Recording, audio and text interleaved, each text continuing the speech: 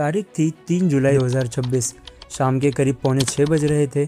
जयपुर का प्रताप नगर इलाके में 35 साल की नीरज शर्मा अपने 17 साल के बेटे आर्यन को लेकर फिजियोथेरेपी क्लिनिक गई हुई थी। अचानक उनके फ़ोन पर एक कॉल आती है और फ़ोन पर कुछ ऐसा कहा जाता है कि वो अपने बेटे को वहीं छोड़कर बदहवास हालत में सड़क पर पैदल चलने लगती है। अभी वो कुछ ही कदम आगे बढ़ी थी कि अचानक पीछे से एक 120 किलोमीटर की स्पीड से एक खौफनाक रफ्तार से सफेद रंग की स्कॉर्पियो गाड़ी उन्हें सीधी टक्कर मारते हुए निकल जाती है। टक्कर इतनी जोरदार थी कि नीरज हवा में कई फीट उछलने के बाद 100 फीट दूर जाकर सड़क से दूर गिरती है। गाड़ी बिना रुके अचानक से हवा हो जाती है। उसके बाद आसपास के लोग उन्हें अस्पताल पहुंचाते हैं, जहां पर डॉक्टर उन्हें ऑन द स्पॉट डेड घोषित कर देता है। पहली नजर में दुनिया को यही लगता है कि ये एक आम हिट एंड रन का केस है। पुलिस ने भी एक्सीडेंट का केस दर्ज कर लिया, लेकिन फिर कुछ ही घंटों बाद पुलिस थाने में 2 लोग दाखिल होते हैं जिनके बयानों ने इस पूरे केस की धज्जियां उड़ा कर रख दी थी। जब सच सामने आया तो पुलिस अधिकारियों के भी रोंगटे खड़े हो गए। ये कोई आम हादसा नहीं, बल्कि भारत के इतिहास के सबसे घिनौने मर्डर्स में से एक था। एक ऐसा मर्डर जिसकी स्क्रिप्ट किसी बाहरी दुश्मन ने नहीं, बल्कि खुद नीरज शर्मा की 24 साल की सगी बेटी आयुषी शर्मा ने लिखी थी, वो भी अपने ही सगे चाचा के बेटे यानी कि कजन के साथ मिलकर। क्रिमिनल आईक्यू के आज के इस बेहद खास एपिसोड में एक बार फिर से आप सभी का स्वागत है दोस्तों।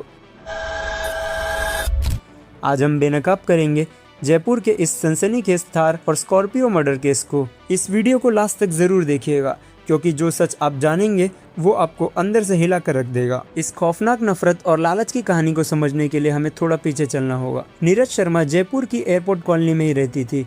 उनके पति विजय शर्मा राजस्थान हाई कोर्ट में क्लर्क के पद पर कार्यरत थे। घर में 24 साल की बेटी आयुषी थी, जो कि LLB की पढ़ाई कर रही थी, और उनका एक 17 साल का बेटा था। परिवार के पास पैसे की कोई कमी नहीं थी, और इसके अलावा उनके परिवार के पास भरतपुर के सेवर चौराहे पर 10 से 12 करोड़ की जमीन भी थी। जयपुर में 2.5 करोड़ के 2 आलीशान मकान और लाखों की बैंक सेविंग्स भी थी। लेकिन साल 2025 में इस परिवार पर दुखों का पहाड़ टूट पड़ा, जब विजय शर्मा को ऑफिस में ही ब्रेन हैमरेज हो गया था। लंबे इलाज के बाद उनकी जान तो बच गई, लेकिन वो पूरी तरीके से बेड पर आ गए थे। इसी बीच बेटी आयुषी के मन में अपनी माँ के लिए नफरत का बीज पनपने लगा। आयुषी को लगता था कि उसकी माँ का सारा ध्यान सिर्फ बेटे पर ही है और वो आयुषी को हमेशा इग्नोर करती है। तभी एक दिन आयुषी अपनी जिद पर अपने बीमार पिता को एक अज्ञात प्राइवेट अस्पताल में इलाज के बहाने लेकर जाती है और हफ्तों तक माँ को नहीं बताती है कि उसके पिता कहाँ है। जब अप्रैल 2025 में उसने अपनी माँ को अस्पताल बुलाया तो विजय शर्मा की हालत इतनी ज्यादा बिगड़ चुकी थी कि उनकी मौके पर ही मौत हो जाती है। डॉक्टरों ने बताया कि उन्हें समय पर दवाएं तक नहीं दी गई थी, और यहीं से शुरू होता है असली खूनी खेल। पिता की मौत के बाद सरकारी नियमों के अनुसार परिवार के एक सदस्य को कंपनसेशन ग्राउंड यानी कि नौकरी मिल सकती थी, और 24 साल की आयुषी खुद नौकरी करना चाहती थी। लेकिन परिवार और मामा राकेश शर्मा की सलाह पर मां नीरज शर्मा वो सरकारी नौकरी खुद ले लेती है, ताकि वो अपने बेटे की देखभाल कर सके और आयुषी की पढ़ाई का आगे का खर्चा उठा सके। लेकिन आयुषी के सिर पर लालच का भूत सवार था। उसे अपनी माँ का ये फैसला बिल्कुल भी मंजूर नहीं था। वह खुलेआम माँ को धमकियां देने लगी। हद तो तब हो गई जब जनवरी 2026 में आयुषी ने वह घर छोड़ दिया और टोंक रोड वाले अपने पिता के पुराने मकान में अकेले रहने चली गई। जब कोई लड़की अपने ही परिवार से बगावत करती है तो दुश्मन उसका फायदा उठाने से नहीं चूकते।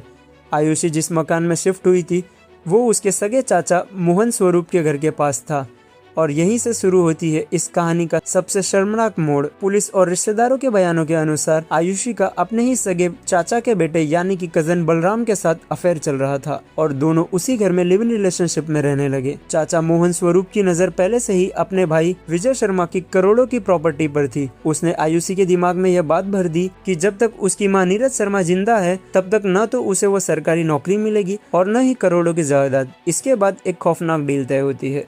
नीरज शर्मा को रास्ते से हटा दिया जाएगा और बदले में भरतपुर की करोड़ों की जमीन उसके चाचा को मिलेगी, और बाकी का मकान, कैश और सरकारी नौकरी आयुषी के हिस्से में आएगी। साजिश के तहत मार्च 2026 में बलराम अपने गुंडों के साथ नीरज शर्मा के घर में घुसता है, उनके साथ मारपीट करता है और 2 लाख के गहने लूट कर निकल जाता है। लेकिन जब पुलिस ने कोई एक्शन नहीं लिया तो इन लोगों ने नीरज शर्मा को मानसिक रूप से प्रताड़ित करना भी शुरू कर दिया। नीरज शर्मा को डराने के लिए उनके घर की सीढ़ियों पर कभी सिंदूर और लाल धागे से लिपटा हुआ नारियल फेंका जाता, तो कभी आधी रात को काले जादू वाली डरावनी गुड़िया और जले हुए कपड़े रख दिए जाते। बदमाशों ने खिड़कियों के शीशे तक तोड़ दिए थे। मकसद सिर्फ एक था, नीरज शर्मा इतना डर जाए कि वो किसी तांत्रिक या बाबा के चक्कर में घर से बाहर कदम निकाले। नीरज इतनी ज्यादा डर चुकी थी कि उन्होंने घर के बाहर एक मजबूत लोहे की फेंसिंग करवाई और 5 हाई डेफिनेशन सीसीटीवी कैमरा भी लगवा दिए ताकि वो घर के अंदर सुरक्षित रह सके। जब डराने धमकाने से भी नीरज शर्मा अपने घर से निकलना बंद नहीं करती है तो उसके चाचा मोहन स्वरूप ने अपने एक रिश्तेदार हेमंत शर्मा को नीरज की सुपारी दे दी। हेमंत ने आगे 3 शूटर आकाश, अरविंद और रोहित जाटव से संपर्क किया और पूरी डील 7 लाख रुपए में फाइनल की। मर्डर का पहला प्लान था इसे एक एक्सीडेंट की तरह दिखाना है। कातिलों ने एक तेज रफ्तार थार गाड़ी का इस्तेमाल किया और नीरज शर्मा को कुचलने की कोशिश की, लेकिन उस दिन किस्मत नीरज शर्मा के साथ थी और इस हमले में नीरज पूरी तरीके से बच जाती है। लेकिन इस हमले के बाद नीरज पूरी तरीके से कैद में हो जाती है और ये बात कातिल जानते थे कि एक माँ अपनी जान के लिए घर में छुप सकती है और कातिलों को लगा कि अब वो अपनी जान बचाने के लिए घर में छुप जाएगी। लेकिन अपने दिव्यांग 17 साल के बच्चे आर्यन की फिजियोथेरेपी के लिए उसे बाहर जाना ही पड़ता था। बलराम ने 35,000 रुपए देकर एक स्कॉर्पियो गाड़ी रेंट पे ली और इसके बाद आता है वो खौफनाक 3 जुलाई 2026 का दिन। जब नीरज क्लिनिक में थी तभी आयुषी ने उन्हें फोन किया और रोने का नाटक करते हुए कहा, माँ मैं सारे गिले शिकवे भूलकर वापस आना चाहती हूँ, तुम तुरंत मुझसे मिलने आओ। एक माँ अपनी बेटी के इस खूनी जाल को समझ नहीं पाई और मिलने के लिए तुरंत वहाँ से निकल पड़ी। इधर आयुषी के चचेरे भाई मोहित शर्मा ने शूटरों को नीरज शर्मा की लाइव लोकेशन भी भेज दी। रोहित जाटव बाइक से रेकी कर रहा था और जैसे ही नीरज सड़क के एक खाली हिस्से पर पहुंची, रोहित ने इशारा किया और आकाश अरविंद ने मिलकर 120 की स्पीड से स्कॉर्पियो गाड़ी उनके ऊपर चढ़ा दी। नीरज शर्मा की मौके पर ही मौत हो जाती है। इसके बाद मर्डर को अंजाम देकर आयुषी को भी लगता है कि वो जीत चुकी है, लेकिन नीरज शर्मा के भाइयों ने पुलिस के सामने एक ऐसा खुलासा किया जिसने सबके होश उड़ा दिए। मामा संतोष शर्मा ने बताया कि ये एक बार की लड़ाई के दौरान आयुषी ने अपनी माँ से चिल्लाकर कहा था, जैसे मैंने पापा की फीडिंग ट्यूब हटाकर उन्हें मौत की नींद सुला दिया था, वैसे ही तुम्हें रास्ते से हटाना भी मेरे लिए कोई बड़ी बात नहीं है। इसका मतलब ये है दोस्तों कि इस घर में पहले भी मर्डर हो चुका था और वो भी आयुषी ने ही किया था और खुद उसके ही पिता का। जब पुलिस ने सीसीटीवी फुटेज खंगाले तो साफ दिखा कि सड़क पूरी तरीके से खाली थी, लेकिन फिर भी स्कॉर्पियो गाड़ी जानबूझकर नीरज शर्मा की तरफ मुड़ी और उन्हें कुचलकर आगे चल जाती है। जब पुलिस इस कलयुगी बेटी आयुषी को गिरफ्तार करने पहुंचती है तो वो रोने या पछतावा दिखाने के बजाय अपनी LLB की डिग्री का रौब दिखाने लगती है और पुलिस को ही कानून सिखाने लगती है।